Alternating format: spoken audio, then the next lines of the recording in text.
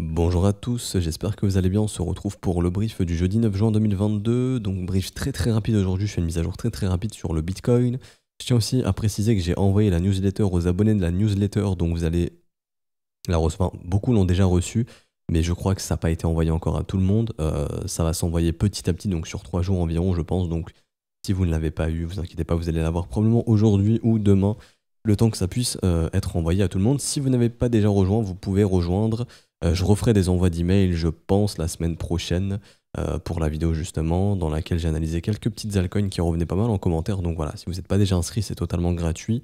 N'hésitez pas, le lien il est juste en description et vous pouvez et en commentaire et vous pouvez nous rejoindre, c'est totalement gratuit, c'est du contenu tout bénef en plus pour vous et comme ça moi ça me permet de voir quelles altcoins vous voulez que j'analyse et parce que je peux pas toutes les faire en brief tout simplement donc voilà je préfère une petite vidéo dédiée puis ceux qui veulent les analyses de ces alts rejoignent la newsletter et comme ça bon ceux qui sont intéressés peuvent avoir accès à la vidéo. Enfin bref donc vraiment très rapide aujourd'hui, je parle vraiment que du Bitcoin et je parle rapidement macro très rapidement, c'est juste pour vous faire une petite mise à jour rapide. Je pense qu'il y aura un petit peu moins de brief YouTube au courant de l'été, puisque bon, bah, le marché devient beaucoup moins volatile, donc je pense pas que ce soit hyper important de faire des mises à jour tous les jours, puisque bon, on n'est pas dans des directionnels très puissants.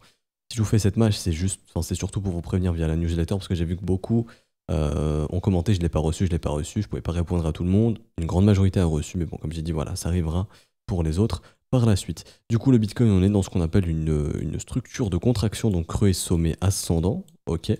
Donc un mouvement de volatilité va arriver, la volatilité va revenir et on aura donc une direction. Tout simplement, vous voyez que le marché pour l'instant ne fait ni W ni M, il fait absolument rien, c'est typique d'une contraction. Et du coup, si on commence à breaker par ici, on pourrait être dans le début de la résolution de la contraction. Parce qu'on aura un premier W, donc la reprise d'un sommet ascendant.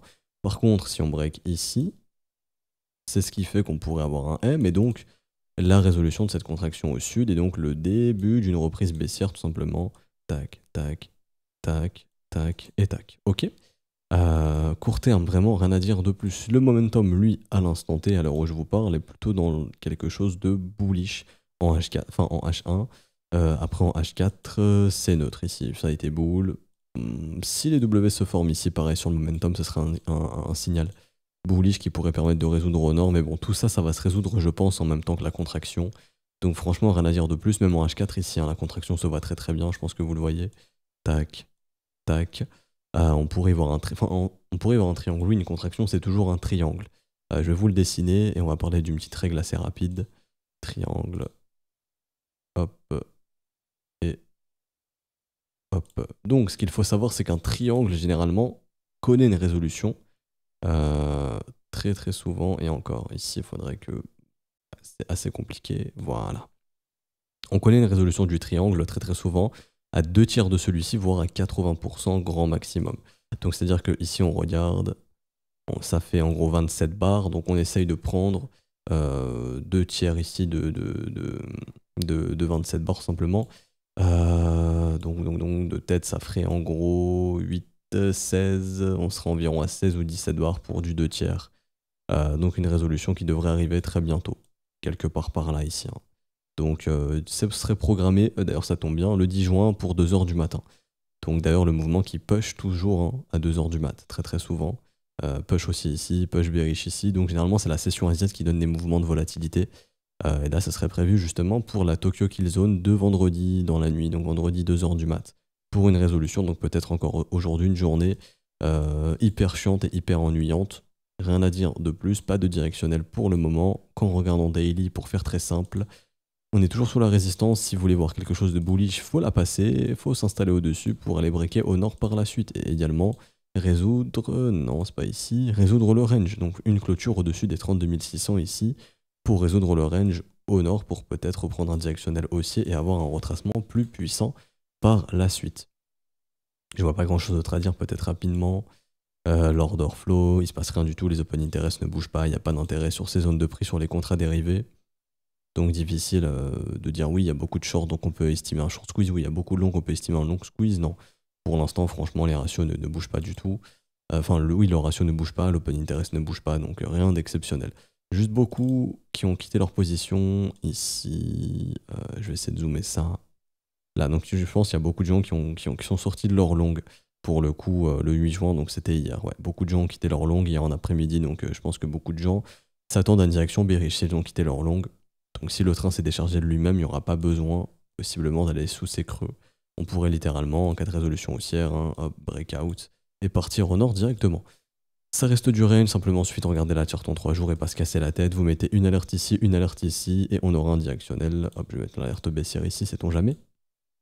Et simplement on attend la résolution et on aura la direction du marché des semaines à venir très probablement. Rapidement, marché américain, je suis à combien de minutes? Ça va, je suis dans les temps. Alors, le marché américain ici, on attend toujours une direction de celui-ci. Pareil, je pense pas que le Bitcoin prendra de direction tant que le marché US n'aura pas pris la sienne. On est au contact du premier arrêt, c'est du range pur. Si on break au sud, attention, le Bitcoin reviendra probablement dans le bas de son range si on fait ça. Et on avait vu qu'il y avait des caps à venir chercher dans les 26 800, je crois. Oui, 26 300, 26 800. Donc en cas de résolution bearish du S&P, le Bitcoin peut résoudre au bearish ici. Et si le mouvement du S&P est assez violent, le Bitcoin pourrait suivre et donc retourner vers les 26 008, 26 300 $. Je dis bien pourrait, je dis pas que c'est ce qui va arriver. C'est pour ça qu'il faut attendre la résolution. On peut très bien faire ça, et donc à ce moment-là, le Bitcoin peut breaker au nord, il n'y a aucun problème. Et si le S&P arrive à breaker les 0,382, on peut être dans du retracement beaucoup plus profond. Un peu plus profond, ce qui fait que tout naturellement, on pourrait retrouver un Bitcoin qui lui aussi pourrait breaker au final son range au nord, et pourquoi pas revenir en zone de rechargement de short du mouvement précédent, entre 39 et 43, mais comme on avait vu ensemble, il y a les 34-36 000 avant. Dernière information, et on s'arrêtera ici pour aujourd'hui, c'était vraiment une update très rapide. Quand on regarde ici le Bitcoin sur Deribit, on a littéralement pour moi volontairement bloqué ce marché dans un range. Il y a vraiment des ordres en millions vers les 32 600 $ et des ordres en millions à l'achat vers les 25 000. Donc tout est fait actuellement pour bloquer justement le marché, en tout cas ici sur Deribit, ça se voit que c'est clair et net. Et également des gros portefeuilles qui sont rentrés de 33 000 jusqu'à 25 000, des grosses hausses d'open interest, j'en avais déjà parlé, donc il y a beaucoup de gens qui ont shorté de 33 à 25, et en face il y a des mecs qui sont rentrés en long en buy limit, donc il y a des gros portefeuilles qui sont massivement en long dans ces zones de prix. Donc est-ce que là maintenant du coup ils ont bloqué le prix volontairement pour continuer d'accumuler, pour qu'on ait un breakout haussier? C'est une hypothèse qu'on pourrait mettre en avant. Rapidement, dernière information, c'est le nombre de longs sur Bitfinex qui continue de monter. Donc il faut savoir que maintenant sur Finex il y a quasiment que des whales, et que par exemple la dernière fois qu'il y avait autant de longues c'était le 21 juillet 2021. Et si on regarde où est-ce qu'il était le Bitcoin le 21 juillet 2021, bon bah il était ici au bottom, avant qu'on ait le gros mouvement haussier, et du coup ils ont commencé à réduire leur longue sur la montée, ici, pour redéclencher ça un petit peu jusqu'à septembre. Ils ont tout clôturé en octobre. Le Bitcoin avait top par la suite. Donc ces whales généralement sont dans le bon sens du marché, donc là j'ai jamais vu autant de longues sur le BTC, donc est-ce qu'elles sont au courant de la direction?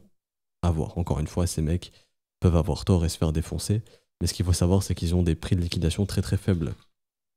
Une baleine a des margin calls à des prix quasiment inatteignables pour être sereine. Très généralement.